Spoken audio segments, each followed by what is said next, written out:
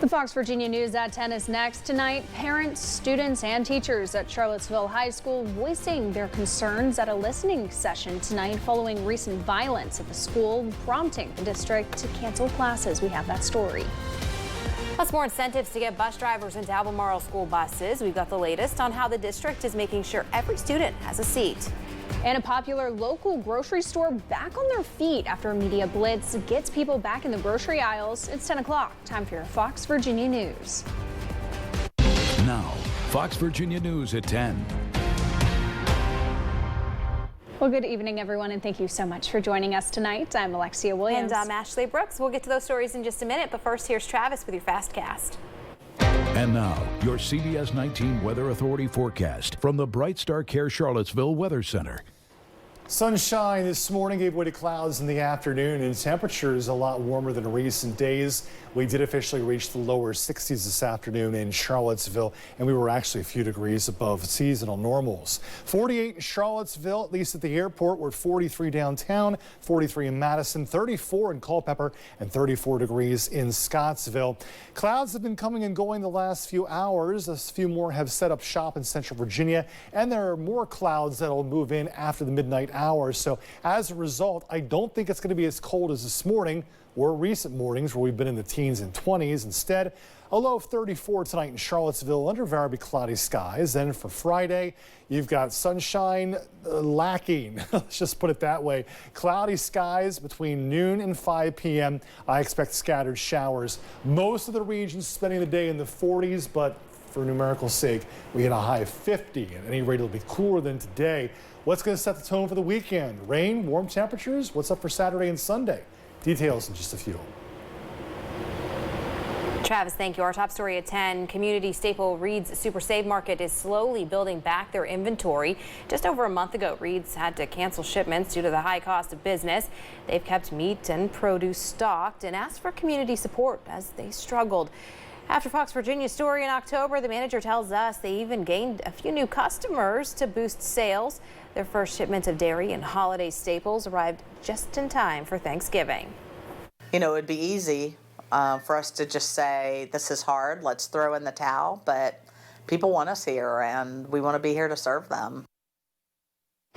Getting another shipment early next week to refill dairy and frozen items as well. They are also starting to carry a local cut of beef from Seven Hills and Virginia ham and oysters. Clemens says those special items are also another reason their customers stay loyal.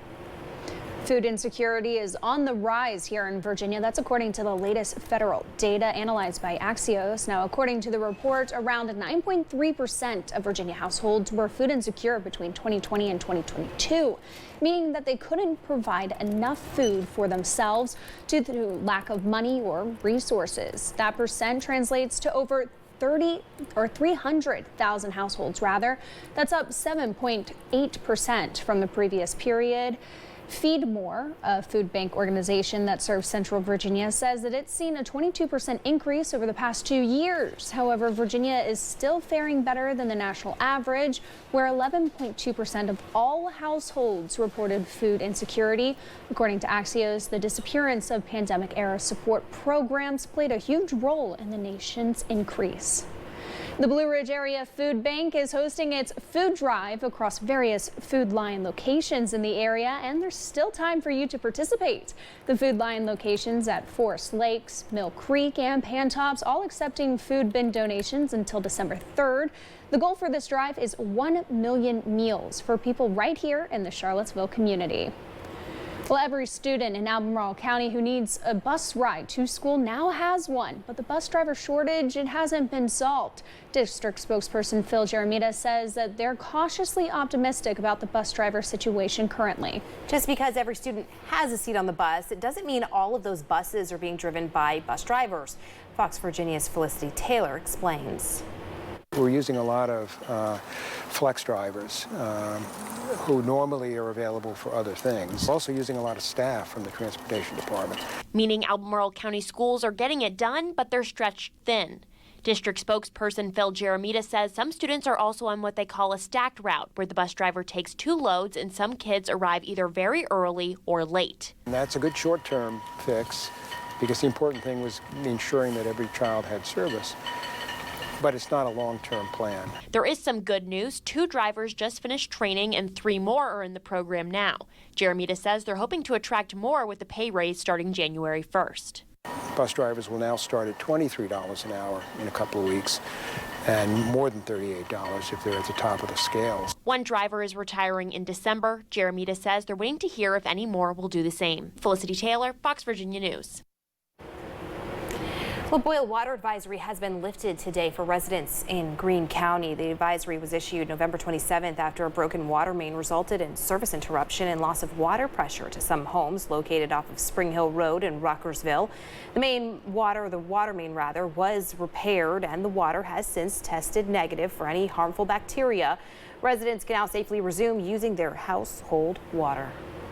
Senator Tim Kaine speaking on what he says are Congress's priorities for the end of the year today. Now, Kaine says that an agreement they reached on the appropriations negotiation puts deadlines in January and February, so appropriators have some time to get everything done. Kaine says that means that they can focus on more pressing matters like the defense bill, and the Armed Service Committee meets Wednesday morning. Shipbuilding and ship repair to support for efforts to build up our shipbuilding workforce, to a historic provision clarifying that no president can withdraw from NATO without congressional support. Other important things, including military pay raise. Kaine also goes on to say that he's encouraged by their changes because all the leaders of the committee on both the Senate and the House side say that they're ready to negotiate and promise that they'll get it done. Amidst a busy travel season, Transportation Security Administration, or TSA, held a hiring event to fill openings for Charlottesville-Albemarle Airport. TSA officers screen thousands of travelers each day to ensure that they and their belongings are safe in the nation's airways. Today's event was a way to speed up that application process for those interested in working full or part-time. Expedited one, it kind of puts everything into one place. We have different steps. We've got medical testing, fingerprinting, part of background, part of interviews. With these expedited events, it puts everything all at once, whereas opposed to other events, you have to go through the different processes one step at a time. Yeah, one-stop shop there. Those who attended today's event will go through the final steps of the interview and screening process and then begin their training at the Federal Law Enforcement Training Center, where they are paid to undergo training to secure airports and airplanes. Well, during a small group discussion at Charlottesville High School, parents, students, and teachers emphasized trust and accountability. The school organized the meeting to address concerns about student safety and provide updates on the school's response. Fox Virginia's Garrett Witten has this story. Charlottesville High School hosted a meeting Thursday night for parents and community members after 3 days of classes were canceled due to a rash of fights at the school. This feedback session provided a chance to discuss the issues facing the school and the best ways to move forward. Accountability and trust. Those are the 2 themes that were the common thread between several groups of community members during Thursday's meeting. The first half of the session included updates from the school system on CHS, followed by the formation of groups to provide feedback to facilitators. I think that it's a process. CHS parent Cale Jaffe believes the meeting was an important step forward and that the school is trying to reset. My kids love this school, and so I think the people here are committed to making it not just a good school, but really the best school in the area. Hearing the voices of our community members is extremely important. Charlottesville City School Board Chair James Bryant listened to feedback from parents and students to bring back to the board. The families were also given an update on what security enhancements are being seriously considered and how CHS is working to improve safety. We will continue to move forward, to continue to listen to the voices of our teachers and administrators and our community members so that our students will continue to have a positive learning experience, as well as our teachers and staff members. This meeting is taking place just over 2 weeks before classes will pause for winter break. In Charlottesville, Garrett Witten, Fox Virginia News. Well, the Kempton Forum Hotel in Charlottesville is opening a chalet pop-up in their hotel lobby library. The Case Studies Chalet and Lounge is a winter pop-up bar offering festive specialty cocktails and different varieties of fondue, inspired by warm living rooms after a day on the slopes. The chalet is open to the public on Fridays and Saturdays through the end of February, and the decor in the space will change throughout the winter season, but it's intended to warm up visitors both inside and out during those chilly months. This space just feels like you're, in a living room in someone's home, but we're here to do all the work for you. It's meant to be cozy and comfortable and a space to really enjoy company and friends during the winter season. And the experience is bookable on Eventbrite in groups of 4, 6, or 8. And the space can also be rented out Sundays through Thursdays. The fondue experience is $10 per person and drinks are a la carte. Well, it's that time of year where real Christmas tree farms are preparing for the holiday frenzy. Hawk Hollow in Madison County is selling local Christmas trees and produce. Stephen Radcliffe talks about what you need to do to maintain your real tree. He says to make sure the trunk is submerged in 2 inches of water and the tree is away from sunlight and heat sources. He also says there's signs to tell that your tree might need water. These are all pre-inspected before they're sold. So they've been checked for things like potential disease, but you do want to look for brown needling to let you know that the tree is drying out, and that will occur at the farthest point from the root system. So the top of the tree, the farthest tips of the spruces first. If you start to see some brown needling, you know that the tree is not getting properly watered, and that could lead to a potential fire hazard. You can purchase a local Christmas tree and other festive decorations from Hawk Hollow's farm from 9 a.m. to 5 p.m. Monday through Saturday. And Hawk Hollow Farms also runs that stand at the Stonefield Shopping Center. You can stop by from 11 to 7 days a week. Lawmakers are demanding more transparency from the Pentagon on UFOs. It's less about aliens and more about national security. We'll explain after your Weather Authority forecast with Travis. And a very juicy low-pressure system is tracking through Arklatex toward the mid-Atlantic.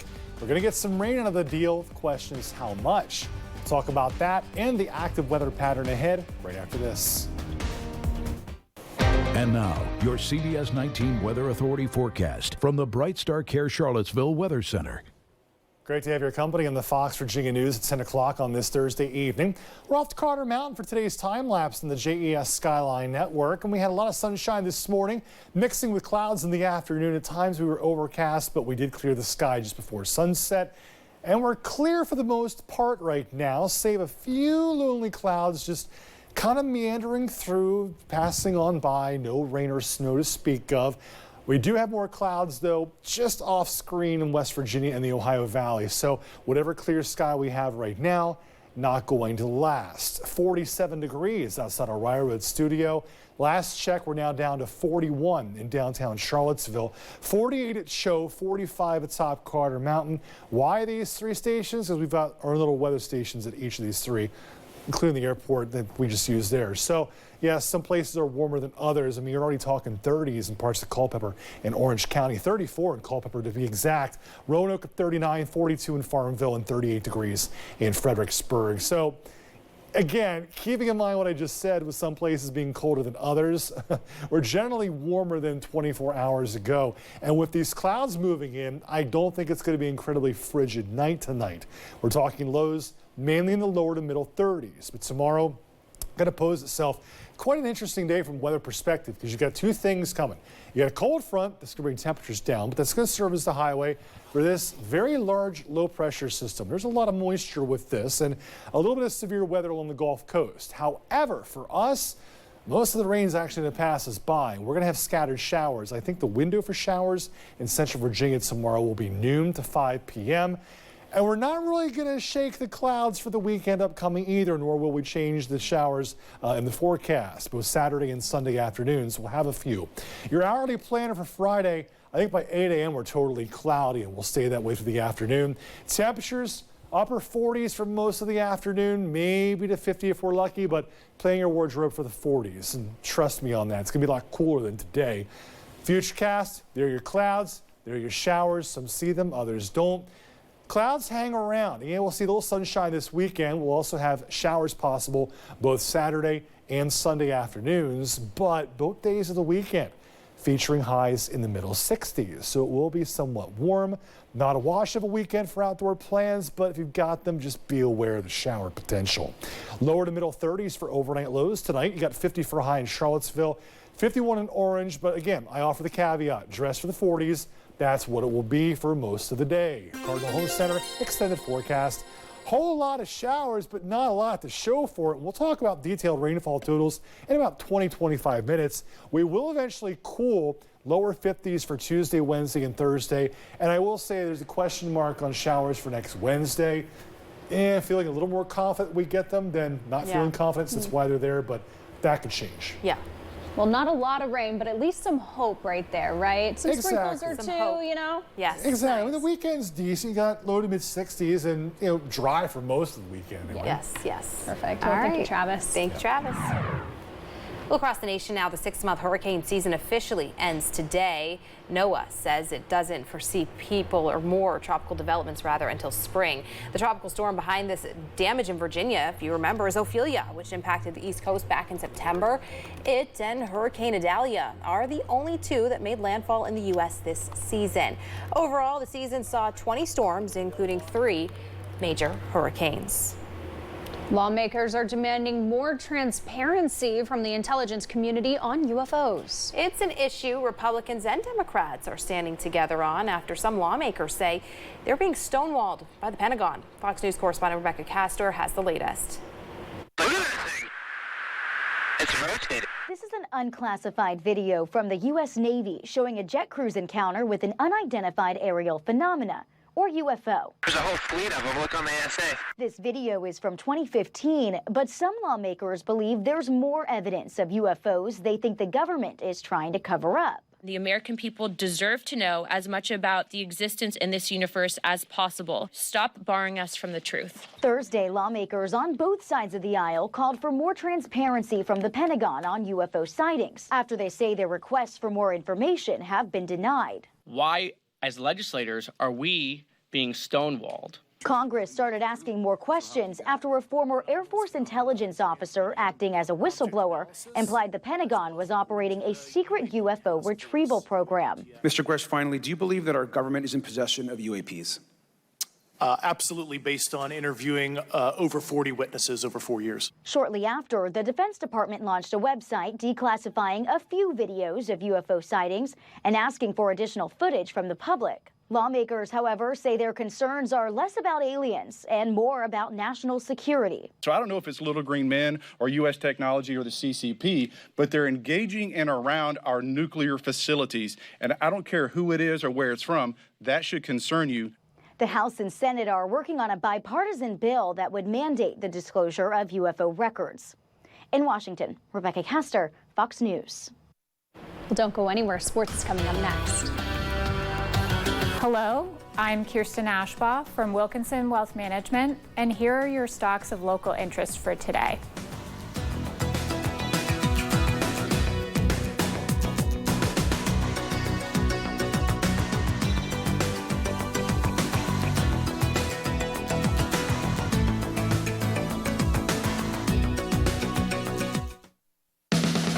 You're watching CBS 19 Sports, winner of the Outstanding Sports Coverage Award from the Virginia Association of Broadcasters. UVA taking on Missouri tonight. Coach Mox reuniting with Tigers coach Robin Pinkton once again. First half, Cameron Taylor at the top of the key gets her defender to jump and drives in for the easy bucket. Cavaliers were down 8 at the half, but here they come. In the second half, Alexia Smith gets the steal off the inbound and takes it all the way for the bucket. That gives Virginia the lead. Under a minute to play now, Mama Dembele driving baseline finds Grace Slaughter on the weak side, and she knocks down the three. That cuts Virginia's lead back to 1. Next possession now, Kamora Johnson, ball in her hands, shot clock winding down, drives in and gets the bucket to go. Virginia back up 3. 10 seconds to play now. Missouri needs a 3 to tie it. Haley Frank in the corner gets some space, and the shot is off, but the refs call a foul. She would knock down all 3 free throws, and it would send it into overtime. In the extra period, Jillian Brown, driving in the lane, finds London Clarkson for the bucket, and she gets it to go. The Cavaliers pull out this one, 87-81 the final. Cameron Taylor finishing with a season-high 26 points. Tonight's win, just the second time in less than a week the Cavaliers have overcome a 15-point deficit.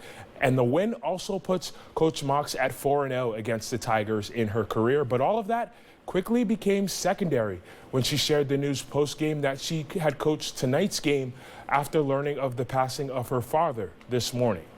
The way that my players and staff rallied around me all day, and flowers, text messages, cards, all that stuff, it just showed a lot of love, and it just really shows how much we love each other and how far our cultures come. I didn't know how I was going to do it, but I knew I wanted to do it because that's how much I care about this group of people, and I didn't want them to. I just didn't want to let them down, but I wasn't really sure how I was going to do it. I was a mess pretty much all day. We're just rallying around behind Coach, and I think, that's important. She needs us just as much as we need her, the staff. We're just as supportive. And yeah, I mean, it sucks, but we're here to support. She knows that, we know that, and I don't think there's going to be anything that she can't do. The nearly 2 weeks away from home was sure worth the wait. Who Nation coming out in full force last night to help the Cavaliers pick up a huge win last night, knocking off number 14 Texas A&M. And that home court advantage was most evident in the second half when the Cavaliers took a 1-point lead and stretched it to a double-digit victory. With a roster of 8 newcomers, last night was also the first opportunity for many of them to get a taste of that home court advantage that JPJ can provide. 2 of those newcomers came through last night, with Andrew Rohde scoring a season-high 13 points and Jake Groves matching his season-high in the win.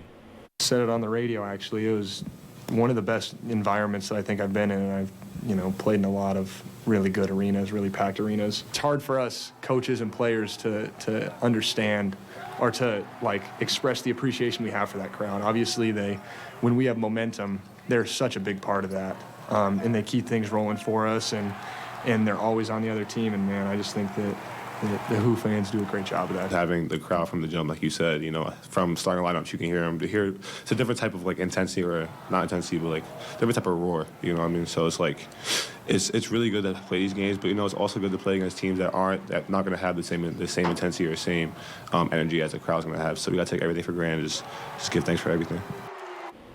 And that's your check on sports. We'll have more after the break. You're watching Fox Virginia News at 10. Thanks to you, the #1 rated 10 p.m. newscast in Central Virginia.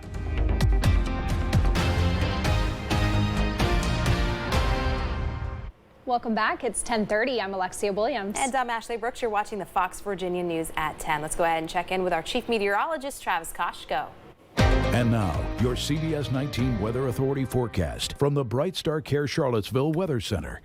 So by the numbers today, chilly in the morning. We stayed out of the teens, but we did hit 20s, and then we rebounded and saw lower 60s this afternoon, roughly a 35-degree temperature spread between our high and our low. All right, 36 degrees. What's 1 degree among friends, though? Official high today was 61 degrees after morning low of 25. Our high about 6 degrees above normal and roughly 14 degrees off of the record set in 1922.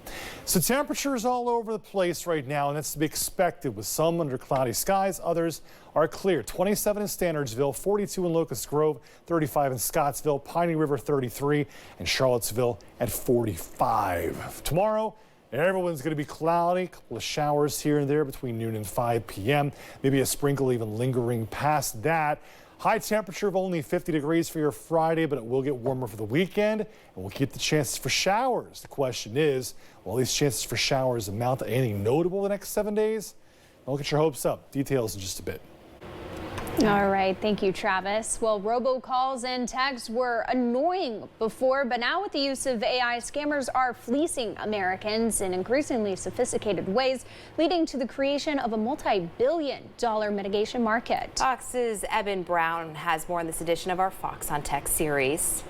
As lawmakers consider options for regulating artificial intelligence, experts are raising red flags about the technology's use in robocalls and robotexts. Scammers are increasingly turning to adaptive AI to fleece Americans. In 2023 alone, there are projected to be about 60 billion robocalls made, and the average amount lost to a phone scam is now about $1,400. Victims are losing more money to robocalls and robotext scams than they have prior. And so what we're seeing is actually more believable, more relevant scams. But like most problems these days, there's an app for that. RoboKiller takes a proactive approach to protecting us, intercepting those calls and texts before they reach your phone, so you won't have to hear any more messages about your car warranty expiring. We look at a number of different categorizations of, that phone call and make a decision on whether or not we think that's safe. And there's even a new feature that allows users to exact some robocall revenge. They will intercept your spam calls and mess with telemarketers for you, and you get to listen to the funny recording at the end. But with texting scams getting more sophisticated every day, both the feds and the private sector will have to work hard in the coming years to keep up. We're going to be starting from scratch from,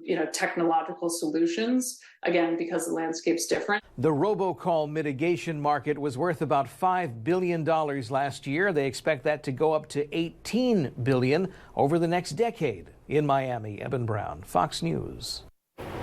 As word of an extended ceasefire in Gaza came this morning, more violence erupted.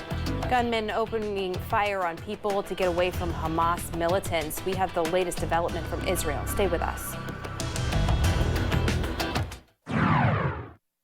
Two Hamas terrorists opened fire in Jerusalem. The men, who were brothers, were killed by police and an armed citizen. Israel and Hamas agreed to extend their ceasefire by another day as a new group of hostages was released by Hamas. Fox News correspondent Nate Foy is in Israel with the latest.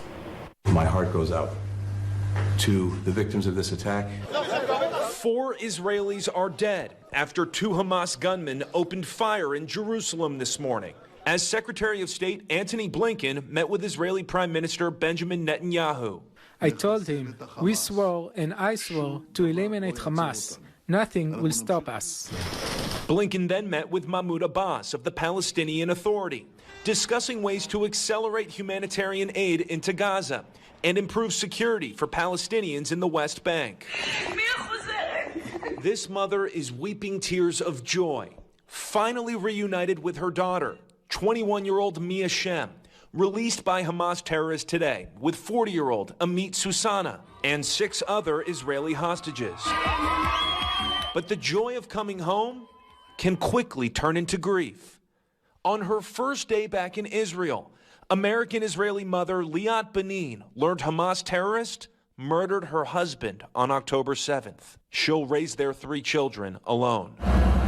But Israel is united against Hamas and ready for whenever this ceasefire ends. We are going to fight Hamas till we prevail, no matter how long it takes. Knowing whatever comes next in Gaza will be scrutinized by the international community.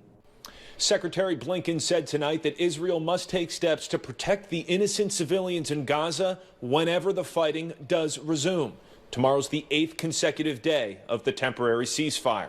In northern Israel, Nate Foy, Fox News. The rate of suicides by firearms has reached a grim new level. Coming up, we'll tell you what experts say is driving the alarming new rise. We'll break down the data. That's coming up next after Travis in your local forecast.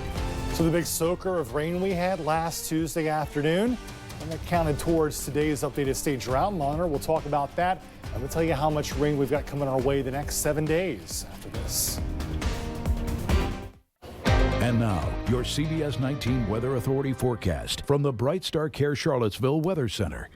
Lots to break down in this segment. I'll try and keep it moving. Plus, maybe you're ready to go to bed. That's okay, too. Don't blame you. Not going to be as chilly tonight. And as far as clouds go, we have a few around Harrisonburg, Culpeper, south of Charlottesville. They're just scooting along for now. And while we'll have a brief period of clear around midnight, more clouds will follow ahead of our next storm system. And those clouds keep building during the morning on Friday.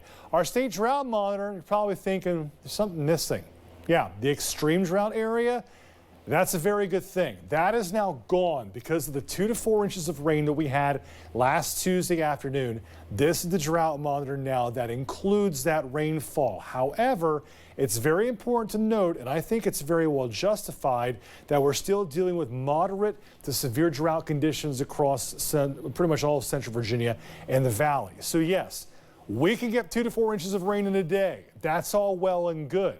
But we're still looking at a deficit now approaching 16 inches below normal. You got to keep things on the wet side in terms of precipitation for any improvement from that to happen. So that said, a few showers tomorrow, 50 the high in Charlottesville, 49 for Lovingston, 51 for Orange, 50 in Wilderness and Ruckersville. We're talking a high of 49 for Palmyra, 52 in Bumpus and 51 degrees in Zion Crossroads.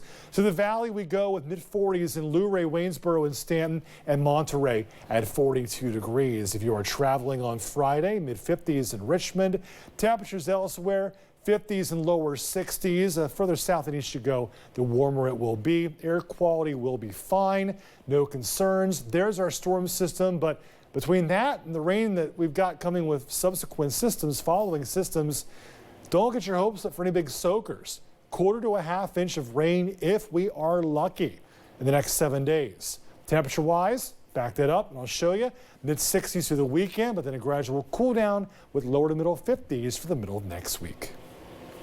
All right, thank you, Travis. Health check now. Well, can you believe that December starts tomorrow? I can hardly believe it myself. My gosh, November just flew right by.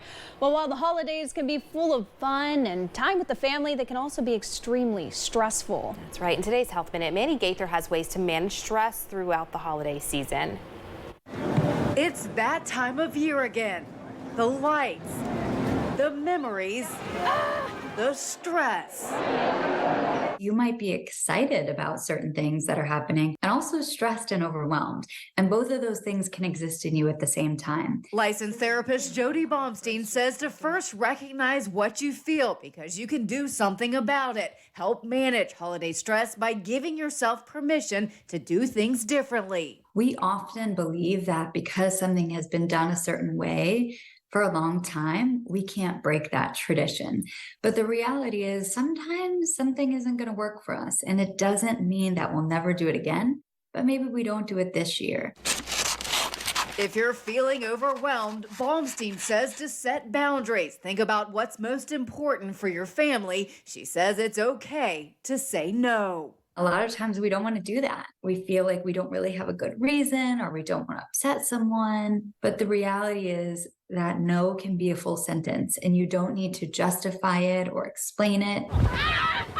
Finally, Baumstein says to allow yourself to be in the moment because holidays can pass by quickly. Ground yourself. You are literally using your senses to bring you into the present moment or the here and now. And that allows you to enjoy that time. Because what we don't want to happen is we plan all this great stuff, but then we get to the end of the holiday season and realize we don't really remember it. For Health Minute, I'm Mandy Gaither. Bronny James has been fully cleared to play basketball after he suffered a cardiac arrest 4 months ago. A family spokesperson says the 19-year-old will have a final evaluation of the University of Southern California staff this week. Bronny, who is the son of NBA legend LeBron James, will resume practice next week and will then return to games soon after. If you remember, he was hospitalized after he suffered that cardiac arrest back in July during a basketball practice at USC. He was later diagnosed with a congenital heart defect.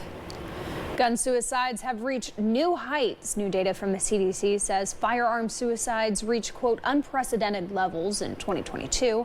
In the report published on Thursday, researchers say that firearm suicides were responsible for approximately half of the overall suicide deaths, which is a whopping 27,000 out of 50,000 overall deaths. Firearm suicide rates also increased in all racial and ethnic groups. Potential causes for the rise in such deaths are being attributed to unemployment, mental health care access, and the COVID pandemic. This holiday season could be a tipping point for credit card users. Experts say it may be harder for you to pay off your debt at the end of the year. We'll explain next. Workers at 3 Macy's stores in Washington state were out on strike last weekend. One of their issues is the company's policy regarding retail theft. Fox News correspondent Dan Springer is in Linwood, Washington tonight. On the busiest shopping day of the year, hundreds of workers at 3 Macy's stores in western Washington walked the picket line instead of helping shoppers in line. Without a contract since June, the workers represented by the United Food and Commercial Workers say they rejected the company's offer of a 50 cents per hour pay raise. But the union says that's not the only issue. You're hearing, economics is always going to be a priority, right? Workers are dealing with the cost of living, but sure, safety is an important part of that, and they really are asking their employers, what are you going to do to keep me safe at work? In the last few years, retail theft has become a constant problem across the country, and according to Forbes magazine, it is the worst in Washington state, where for every resident, a stunning $347 worth of goods is stolen. The Washington Retailers Association reports $3 billion worth of merchandise was taken last year alone. Not too many smash grabs, but that happens as well. A lot of them are repeat offenders. That didn't used to happen, but now they come in regularly. I mean, I know them. Some of them just walk in, pick something up, and walk out, and they do this multiple times a week. Lisa Lewick says Macy's suspended her without pay for 3 weeks after she called police on a repeat shoplifter. The company has since backed down and given her back pay, but she wants protections written into any new contract. Macy's wouldn't respond to our individual questions, but did issue a bland statement saying that safety is always a top priority. The 3-day worker strike did prompt a new round of contract talks, and worker safety in the midst of this epidemic of retail theft will be on the table. In Linwood, Washington, Dan Springer, Fox News. The holiday season could bring a credit card debt crisis for many Americans. Business experts say interest rates for credit cards have peaked, meaning many consumers could have more difficulty paying off their debt. The National Retail Federation reports more than 200 million people shopped during Thanksgiving weekend. A recent Fox News poll shows also more than 75% of Americans are concerned about the nation's economy, but holiday spending is still expected to increase by 3 to 4%.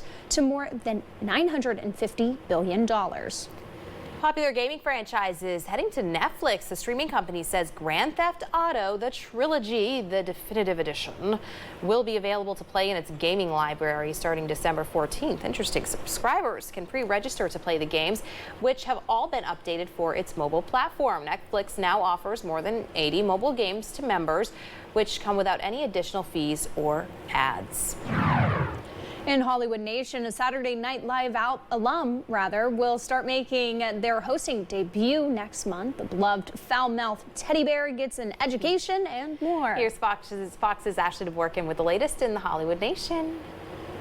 How bad is school gonna suck? Ted heads back to school, BTS looks back, and McKinnon hosts in the Hollywood Nation. Kate McKinnon is heading back to Studio 8H. The former Saturday Night Live star returns to host the show's last episode of 2023. It will be her first time hosting December 16th, and she'll be joined by musical guest Billie Eilish. Disney Plus released the trailer to BTS Monuments Beyond the Star, an 8-part docuseries that chronicles the K-pop icon's 10-year career. It will include never-before-seen clips and interviews with the 7 members discussing their early days of training, their historic debut at American award shows, and more. It premieres December 20th. You should be going to school every day with John. And Peacock has dropped an extended look at Ted. The new visual shows the foul-mouthed teddy bear attending his first day of high school with his human best friend, John. The prequel series to the film franchise follows the duo's early days in 1993 Boston. All 7 episodes of the show arrive on Peacock January 11th. Let's do this right. In Hollywood, Ashley DeVorkin, Fox News. An upcoming film highlighting the beginnings of the Trump family dynasty just hired its lead actor. Sebastian Stan has reportedly been cast to play a young Donald Trump in the film titled The Apprentice. The Pam and Tommy star will be joined by Maria Bakalova, who will play Ivana Trump. Actor Jeremy Strong will portray Roy Cohen, the lawyer and fixer who Trump considered a mentor early in his career. According to a synopsis, the film is an exploration of power and ambition set in a world of corruption and deceit. A release date has not yet been confirmed. Andre 3000 has broken a record for the longest song to ever crack the Billboard Hot 100 list, and it's not his trademark hip hop. It's an instrumental flute song. Yeah, you heard me right. It's a flute. What? And it's more than 12 minutes long, which is pretty lengthy. It also has one of the longest titles I've ever heard. It's, quote, "I swear I really wanted to make a rap album, but this literally is the way the wind blew me this time." That's the name of it. It entered the Billboard Hot 100 at number 90. With its 12 minutes and 20 seconds, the song beat out the old record of 10 minutes and 21 seconds set by the band Tool. Andre 3000's long track is an all-instrumental album. Pretty interesting. All right. Well, take a look at this. Astronomers have discovered a rare family of 6 planets about 100 light years from Earth. The exoplanets are larger than Earth but smaller than Neptune, and they're a little understood class called sub-Neptunes, commonly found orbiting sun-like stars in the Milky Way. What makes this one so rare is that this planetary system is a renaissance. That means it orbits the sun in a celestial dance where all 6 planets align every few orbits, and just kind of cool to venture out into space sometimes, right, Travis? Yeah. Space is the place.